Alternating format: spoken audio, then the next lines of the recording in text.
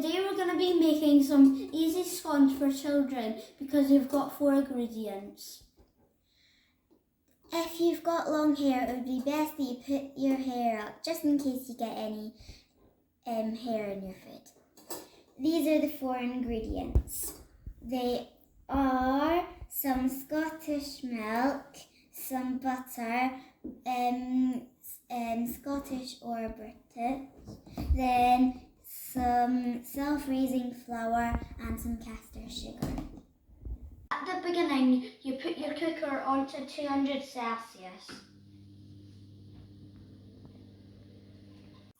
First, we're going to put in 450 grams of flour in.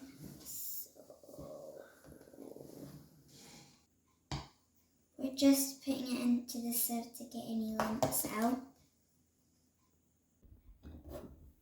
You're carefully pushing it through the holes.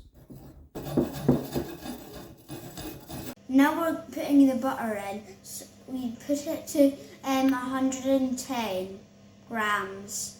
Here we go. I've put too much in, so now I'll have to take some out. Let's get making them into bread crumbs. I love this part. For this part, it would be good to do this. A bit like you're clicking, except you're rubbing it against all your fingers. This is good fun. Always what you're basically doing, get them in your hand and finding all the lumps. And now it looks like breadcrumbs, so we're going to do 60 grams of sugar. Now we'll just give the sugar a mix in.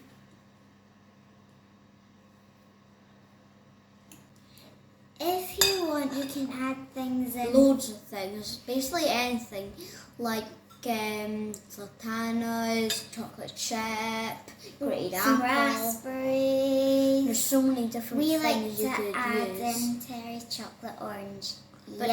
But today we're just going to make plains. Now we're putting some milk in to turn it to some sort of dough. We're about to put roughly 200.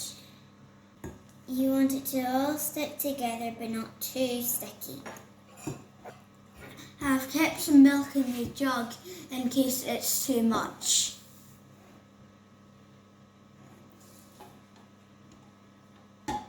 I think you should just put the holes.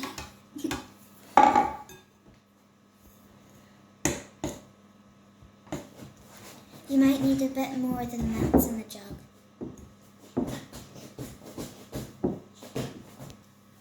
When it's turned into a good enough dough, then you can start putting your hands in. 200 has been the exact amount for the milk, and then you just need to knead it into your doughy-ish thing, and then You also don't want to knead it too much. Yeah, you don't want to knead it too much, otherwise it'll make your scones too hard. There's lots of different ways you can make your scones. There's making into a silicone pattern, making it flat, and then using cutters. We're going to show you a really cool way to make it into triangles. First of all, we're going to put some flour on your work surface.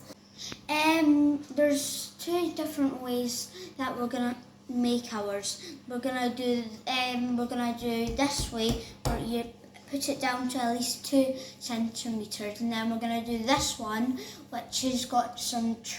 You flatten it down as kind of like a sausage, and then you cut out it to a triangle. Here we go. The other way we could do it is we cut it into triangles like this. A little like pizza. Yeah, but like thick pizzas. Make sure you don't put them too close or too far away from each other on the board. or when they're cooking, they can go to a little tuner. Ours aren't, but ideally you want them about the same size and shape. Now they're done, so they're ready to go in the oven for about 10 minutes. Make sure you ask an adult to put your scones in the oven.